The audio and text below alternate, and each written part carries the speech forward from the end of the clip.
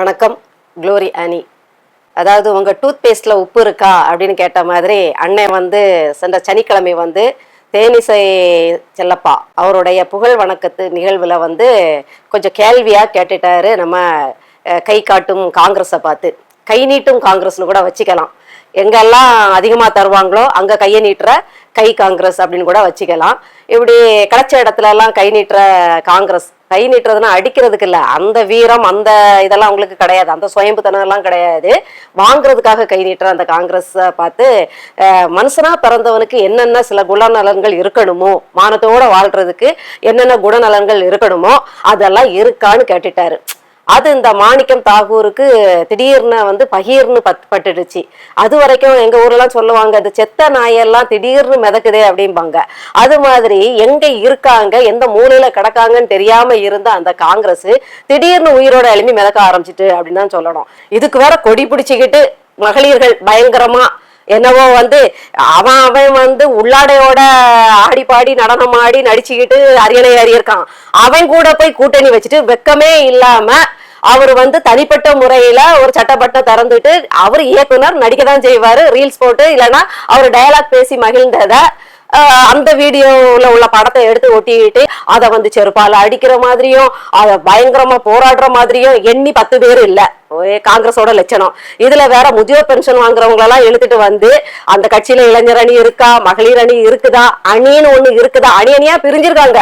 மொத்தமா காங்கிரஸ் ஒரு 100 அணியா பிரிஞ்சு கிடக்குதே ஒழிய அங்க ஒரு குறிப்பிட்ட ஒரு செயல்பாடுள்ள ஒரு அணி அங்க நிக்கிதானா இல்ல. ஒரு தலைவனை எதுக்குறதுக்கு ஒரு 4 இளைஞர்கள் கூட வராத இந்த காங்கிரஸ் தான் உட்கார்ந்துகிட்டு புகைப்படத்தை செருப்பால அடிச்சிட்டு இருக்கு. நீங்க உண்மையிலே அண்ணன் கேட்ட மாதிரி உங்களுக்கு அந்த சில பல குணநலன்கள் இருந்துச்சுன்னா, மானத்தோட வாழ்றதுக்குன்னு சில குணங்கள் இருக்கு இல்லையா, அவர் கேள்வியா கேட்டாரே முத்தாய்ப்பா, அதெல்லாம் உங்களுக்குள்ள இருந்துச்சுன்னா உள்ளாடையோட ஒருத்தன் ஆடணும் ரசிகன் படத்துல, அந்த படத்துல, இந்த படத்துல அப்படின்ட்டு. அடுத்தது கூட நடிக்கிற நடிகைக்கெல்லாம் பிட்டத்துல கை வைக்கிற மாதிரி எல்லாம் ஆபாச என்ன சொல்றது அறிகுறிகளோட டயலாக்களை டெலிவரி பண்றது கவர்ச்சி கண்ணனான்னு கேட்டார்ல, உண்மையிலே கவர்ச்சியா நடிச்சிருக்காரு அப்படிங்கிறது நிறைய புகைப்படங்கள் இருக்குது. அப்படி உள்ளாடையோடு நடிச்ச நடிகன்ட்ட வெக்கமே இல்லாம நீங்க போய் கூட்டணி சேருவீங்கன்னா சேர்ந்துக்கிட்டு நீங்க ஒரு தனிப்பட்ட ஒரு மனுஷன் நடிப்புக்காக சும்மா நடிச்சு பார்த்து சில வீடியோ காணொலிகளை வச்சுக்கிட்டு நீங்க விளையாடுறதெல்லாம் உண்மையில மரக்கலண்ட கூட்டமா தான் நீங்க அலையிறீங்க அப்படிங்கிறது திட்டவட்டமா தெரியுது. போய் தாவைக்கால சேர்ந்த ஒரு புண்ணியத்துக்காவது அணிகளை கொஞ்சம் ஸ்ட்ராங் பண்ணுங்க. அது பண்ண விடாது. நீங்க அங்கே அடிமையா தான் இருக்கணும், அங்கே தலையாட்டி பொம்மையா தான் இருக்கணும். முடிஞ்சா கிடைச்ச நேரத்துல கொஞ்சம் நல்லது பண்ணணும் அப்படின்னு நினைச்சீங்கன்னா கொஞ்சம் உங்க மகளிர் அணி இளைஞர் அணிகள் எல்லாம் கொஞ்சம் உற்சாகப்படுத்தி அட்லீஸ்ட் ஒரு போராட்டத்துக்காவது இந்த திமுக கொடுக்குற மாதிரி 200 300, தாவேக்கா கொடுக்குற மாதிரி ஒரு 500 இப்படி ஏதாவது கொடுத்தாவது கூட்டிட்டு வாங்க. சும்மா ஓசனையே கூப்பிட்டீங்கன்னா எப்படி வருவாங்க? உங்களுக்கு மட்டும் பதவி வேணும், அதிகாரம் வேணும், கமிஷன் வேணும், கட்ட பஞ்சாயத்து வேணும், உங்க கூட்டத்துக்கு வேணாமா? எதுவுமே எதிர்பார்க்காம ஆர்ப்பாட்டத்துல மக்களுக்காக நிக்கிறதுக்கு அவங்க என்ன நாம் தமிழர் கட்சியா? காங்கிரஸ் இல்ல, அது திமுக மாதிரி தானே இருக்கும். ஓசில வந்துருமா? சும்மா திமுகவோட முதுகுல ஏறி சவாரி செஞ்சுட்டு வந்த காங்கிரஸ் அதை விட கைமேல் பலன் அதை விட அதிகமா கிடைக்குது, கூடவே அமைச்சரவை கிடைக்குதுன்னு ஒண்ணு அப்படியே வாயை பழந்துக்கிட்டு தாவேக்கா தற்குறி கட்சிக்கு கூட்டணி சேர்ந்தாப்புல. அப்படிப்பட்டதுதான் இன்னும் கேட்டாங்க. ஏற்கனவே இனப்படுகொலையை நிகழ்த்திய ஒரு கூட்டம் இது அப்படிங்கிற வெறி, அந்த வலி நாம் தமிழர் கட்சிக்கும் உண்டு, நாம் தமிழர் கட்சி ஒருங்கிணைப்பாளர் சீமானுக்கும் உண்டு. அந்த வலியில் பிறந்ததுதான் இந்த கட்சிங்கிறதான் உண்மை. அப்படி இருக்கும்போது நீங்க ஏற்கனவே உங்களை கூப்புல உட்கார வச்சது அண்ணனுடைய பிரச்சாரம். பிஜேபிங்கிற ஒரு சமூக என்ன சொல்றது தேச எதிரி இல்லைன்னா ஜனநாயக எதிரிக்கு அவர் பிரச்சாரம் பண்ணதுக்கு ஒற்றை காரணம், அந்த டைம்ல பாஜக இவ்வளவு மத கலவரம் பண்ணக்கூடிய ஒரு தீவிர சக்தி தீய சக்தின்னு தெரியாத ஒரு காலகட்டம். இன்னும் ஒண்ணு என்னன்னா, நம் இனத்தை கொண்டு இந்த காங்கிரஸ் எழும்பவே கூடாது, இது இனிமே அரியணை ஏறிடக்கூடாதுங்கிறதுல அந்த வெறியில இன்னொரு எதிரியை போய் பிரச்சாரம் பண்ண வேண்டிய கட்டாயத்துக்கு அண்ணன் தள்ளப்பட்டார் அப்படிங்கிறதுதான் உண்மை. அந்த பிரச்சாரத்தின் விளைவாக இன்னைக்கு வரைக்கும் காங்கிரஸ் வாரிசால அரியணை ஏற முடியல. அந்த பிரதமர் கனவுங்கிறது காணல் நீராவே இருக்குது. அப்படி இருக்கும்போது நீங்க என்ன செய்யறீங்க? தமிழ்நாட்டுல உங்க இருப்பை தக்க வைக்கிறதுக்கும் பதவி சுகம் காண்றதுக்கும் ஒரு எம்எல்ஏ ஆகியாவது அந்த ரோட் கான்ட்ராக்டை எடுத்துட முடியாதா? ஒரு எம்எல்ஏ ஆகி கொஞ்சம் கட்ட பஞ்சாயத்து பண்ணிட முடியாதா? அப்படிங்கிற ஒரு ஏக்கத்துல எந்த திமுகவை மிசான்னு போட்டு உருட்டினீங்களோ, எந்த திமுகவை கைது பண்ணி கெக்களிச்சு கொண்டாடுனீங்களோ, எந்த திமுக உங்களை எதிர்த்து எமர்ஜென்சி காலத்துல உங்களை எதிர்த்து வசப்பாடிச்சோ, எந்த திமுக உங்களுடைய தலைவர் பெண்ணென்று பாராமல் அசிங்கப்படுத்திச்சோ, வார்த்தைகளால இழிவுபடுத்திச்சோ, வெக்கமே இல்லாம அந்த திமுகவோட பதவிக்காக ஒட்டி கொண்ட காங்கிரஸ். அப்பவே உங்களுக்கு மானம் இல்ல, ரோசம் இல்ல, நீங்க உப்பு போட்டு சாப்பிடலங்கிறது உலகத்துக்கே தெரியும். இருந்தாலும் இப்பவாவது சரி, திமுகவுக்காவது உண்மையா இருப்பீங்க, திமுக கிட்டையாவது அவங்க போட்ட பிச்சையில ஓட்டு பிச்சையில பிழைச்சிட்டு போவீங்க, ஒப்பேத்திட்டு போவீங்கன்னு பார்த்தா, நீங்க ஒரு சினிமா நடிகனை நம்பி அவன் அரியணை ஏறின உடனே அவர் பின்னாடி போனதை பார்த்துக்கிட்டு திருப்பியும் கேட்கிறாரு, ஏற்கனவே திமுக கிட்ட எல்லாத்தையும் அடகு வச்சீங்களே, அதை மீட்டுக்கிட்டு தான் தாவேக்காக்கு போனீங்களா? இல்ல அப்படி ஒண்ணு எங்களுக்கு கிடையவே கிடையாதுங்க, நாங்க வந்து ஒரு மனுஷ தன்மையிலே நாங்க கிடையாது, மனுஷ தன்மையோட இருந்தா நீங்க ஏன் 1.5 லட்சத்துக்கு மேல தமிழர்களை கொன்னு குவிச்சு அந்த ரத்தத்துல குளிச்சு சுகம் பார்த்திருப்பீங்க?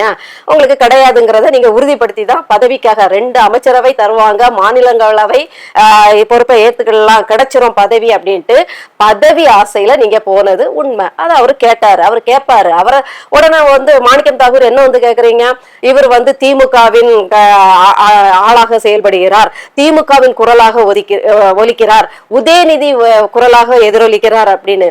உதயநிதிக்கு குரலா நாங்க எதுக்கு இருக்கணும்? நாங்க நாம் தமிழர் கட்சியின் குரல் தான். அண்ணன் சீமான் அவர்கள் நாம் தமிழர் கட்சியின் குரலா தான் இருப்பாரு, தமிழர்களின் குரலா தான் இருப்பாரு. அவர் எப்படி கிருஷ்ணதேவராயர் பரம்பரைக்கு குரலா இருப்பாரு?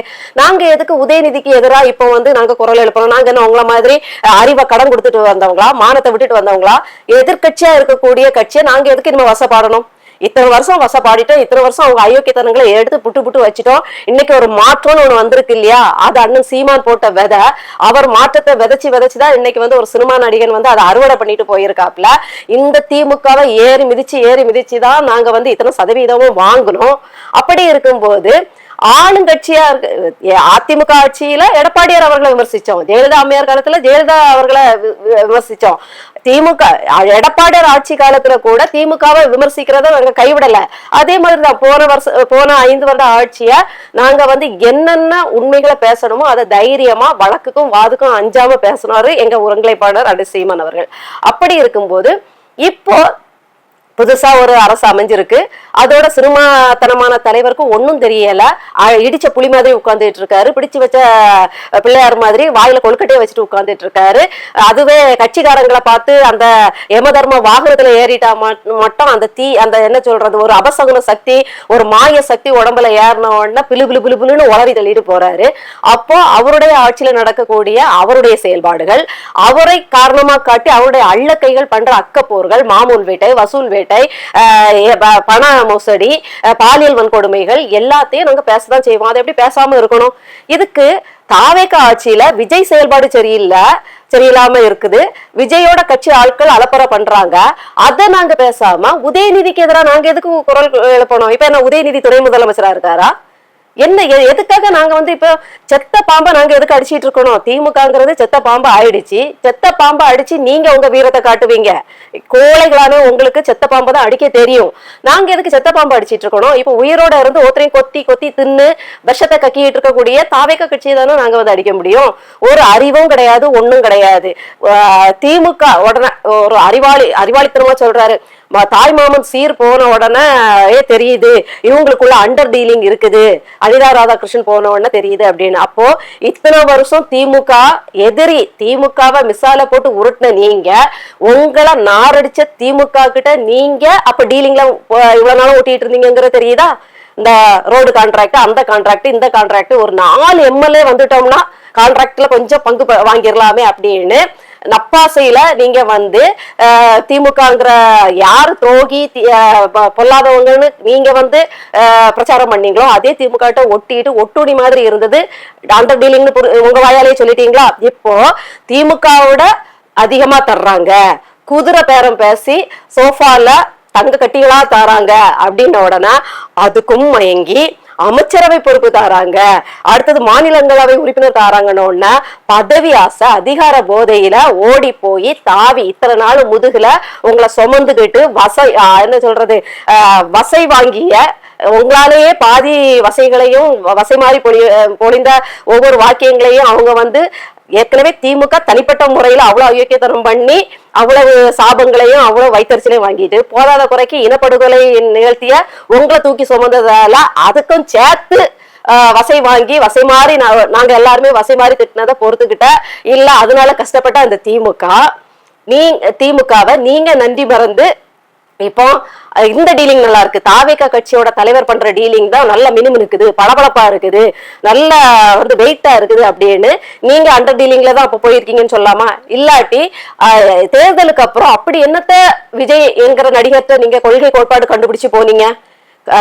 தேர்தலுக்கு முன்னாடி கூட்டணி வைக்கவா வேண்டாமா, இவருக்கு எவ்வளவு வாக்கு சதவீதம் இருக்குன்னு தெரியலன்னா திமுக கிட்ட ஒட்டிக்கிட்டே இருந்தீங்க. தேர்தலுக்கு அப்புறம் 108 ஆம்புலன்ஸ் அபசகன நம்பர்ல அவர் ஜெயிச்ச உடனே ஆகா பசங்களை பார்ட்டியா மாறிட்டாருன்ட்டு அங்க ஓடுறீங்க. அப்ப நீங்க டீலிங்ல தானே போயிருக்கீங்க. நீங்க எல்லாம் எவ்வளவு பெரிய டீலிங்ல போன நீங்க எல்லாம் கூசாம இதை சொல்லலாமா? சோஃபா மாடல் ஆட்சிக்கு சோஃபாவை கண்டு மயங்கி போன நீங்க எல்லாம் இதை சொல்ல வேண்டாம். ஏன்னா இத்தனை வருட காலத்துல அண்ணன் சீமான் அவர்களுக்கு எங்க கூட கூட்டணி வாங்க எங்க கூட கூட்டணி வாங்கன்னு பேரம் பேசின காலங்கள் உண்டு. இப்ப வரைக்கும் இடைத்தேர்தல்ல கூட வந்து பேரம் பேசுறது இல்லைன்னா இப்படி நிப்போமா அப்படி நிப்போமா, நாங்க உங்களுக்கு எவ்வளவு செட்டில்மெண்ட் தரோம், அந்த பதவி தரோம் இந்த பதவி தரோம்னு பேசுற சம்பவங்கள் கூட நடந்துட்டு இருக்கும் போது அவர் எதுக்கும் அசராம வேண்டாம் நான் தனிச்சே நிப்பேன் அப்படின்ட்டு தனிச்சே நிக்கிறாரு. அவர் எப்படி அண்டர் டீலிங் வைக்க முடியும்? அண்டர் டீலிங் வச்சிருந்தா ஓப்பன் டீலிங்காவே உங்களை மாதிரி இப்படி வந்து பணத்தை வாங்கிட்டு பாஜக கூடயோ இல்லைன்னா என்னது திமுக கூடயோ அதிமுக கூடயோ ஒட்டிக்கிட்டு சவாரி பண்ணிட்டு போயிட்டே இருக்கலாமே. உங்களை மாதிரி அவர் நடக்கலங்கும் போதே அவர் டீலிங்ல இல்லைங்கிறது வெட்ட வெளிச்சமாயிருது. உங்களை மாதிரி நாக்க தொங்க போட்டுட்டு போற ஆள் இல்லை அவர் அப்படிங்கிறது நல்லாவே தெரியுது அப்படிங்கறத சொல்றேன். அதே மாதிரி வந்து தாய்மாமன் இது ஒரு தாய்மாமன் சீரை பத்தி சுபவிங்கிற ஒரு பேரறிஞர் என்ன சொல்லியிருக்காருன்னா, அதாவது கருணாநிதியை துரோகி என்ற சீமான் வீட்டுக்கு கள்ளத்தனம் செய்த கருணாநிதி என்று பாடிய சீமான் வீட்டுக்கு திமுகவை அழிக்க வேண்டும் ஒழிக்க வேண்டும் தீய சக்தி அயோக்கியர்கள் திருடர்கள் என்று சொன்ன சீமான் வீட்டுக்கு எங்களுடைய கழகத்தில் பொறுப்பில் இருந்த அனிதா ராதாகிருஷ்ணன் அவர்கள் தாய்மாமன் சீர் கொண்டு போயிருக்கிறார் என்றால் எவ்வளவு பெரிய மனதுக்காரர் எவ்வளவு பெருந்தன்மை வாய்த்தவர்கள் திமுக காரர்னு சொல்லியிருக்காரு. நாங்க சொல்றோம் எங்களை ஆண்ட கிருஷ்ணதேவராயர் பரம்பரையிலிருந்து அந்த காலத்திலே பல வருடங்களுக்கு முன்பே இங்க வந்து பஞ்சம்பளைக்க வந்து எங்களையே ஆண்டு எங்க இடத்துலயே அரண்மனை கட்டி வாழ்வாங்கு வாழ்ந்து எங்க வரி பணத்துல சொகுசா வாழ்ந்த அந்த கிருஷ்ணதேவராயர் பரம்பரையிலிருந்து ஒருத்தரை நாங்க எங்களுடைய தமிழக மக்கள் வந்தாரை வாழ வைக்கும் தமிழகம் வந்து இடத்த கொடுத்தப்ப நீங்க இடத்த கொடுத்தா மடத்தை பிடிக்கிற மாதிரி ஆட்சி அதிகாரத்தை கைப்பற்றி ஏமாத்தி அதாவது தமிழ் தமிழ் தமிழ்னு பேசி பேசி ஏமாத்தி நீங்க வந்து மாணவர்களை உசுப்பி காங்கிரஸ் எதிர்க்கிறோம் தேசிய கட்சிகள் எவ்வளவு ஆபத்தானது அப்படின்ட்டு நீங்க பேசி பேசி ஏமாத்தி ஏமாத்தி அரியணை ஏறி நீங்க எங்களை ஆட்சி செய்வதற்கு நாங்க இடம் கொடுத்தோமே. தமிழர்களாகிய நாங்கள், நீங்க தமிழர் கிடையாது, அதனாலதான் நீங்க வந்து அந்த தெலுங்கு திராவிடத்துக்கு பக்கத்துல இருக்கிறீங்க. நீங்க திராவிடர்னு சொல்லும் போதே தமிழர் இல்லைன்னு ஆயிருது. தமிழர்களாகிய நாங்க தான் பெருந்தன்மை வாய்த்தவர்கள். இவங்க நம்மளை அடிமைப்படுத்துறாங்க, இவங்க ஆட்சி படு மோசமா இருக்கு, திமுக வந்தாலே ஐயோ கதிதான், இந்த அதிமுகவும் இப்படிதான் பண்ணுது திமுகவும் இப்படிதான் பண்ணுதுன்னு தெரிஞ்சுமே திருப்பி திருப்பி மாத்தி மாத்தி உங்களுக்கு ஓட்டு போட வச்சாங்க இல்லையா? தமிழர்கள் இளிச்சவாய்கள் மட்டும் இல்ல பெரும் மனசுக்காரர்கள். சரி பாவம் பழச்சிட்டு போட்டு இதுவரைக்கும் நம்மளை ஆண்டுட்டாங்க, இவங்களை விட்டா நமக்கு ஆள் இல்ல அப்படிங்கிற மாதிரியே மனசை பழக்கி பழக்கி உங்களை எங்க இருந்தோ ஓங்கோல் தேசத்துல இருந்து வந்தவங்கள ஓகோன்னு மாத்தி இன்னைக்கு உட்கார வச்சாங்கல்ல, அதுதான் தமிழர்களின் பெருந்தன்மை. இன்னைக்கு உதயநிதி நாயோட கட்டி புரண்டு விளையாடுறதும் 7-8 கார்கள் வச்சுக்கிட்டு ஹம்மர் கார்லயே பம்பரமா பறக்கிறதும் இன்னைக்கு பினாமி சொத்துக்களோட இருக்கிறதும் என்ன சொல்றது, தேர்தல் வந்துச்சுன்னா பணத்தை வாரி இறைக்கிற அளவுக்கு பணக்காரர்களாக சோக்காளிகளாக மாத்தி வச்சிருக்குது தமிழர்கள் தான். தமிழர் நிலமும் தமிழர்களோட புண்ணியத்தினாலதான். போக சொல்லுங்களா, பழையபடி அவங்க இடத்துக்கே போக சொல்லுங்க, இதே கட்சி அப்படி அங்க ஷிஃப்ட் பண்ண சொல்லுங்க, பண்ணி வளர்த்து காட்ட சொல்லுங்க, தெலுங்கு தேசத்தை ஆள சொல்லிருங்க பாப்போம், அவங்க திருப்பி தெலுங்கு தேசத்துல அவங்க ராஜ்யத்தை தொடங்கிடட்டும் பாப்போம்.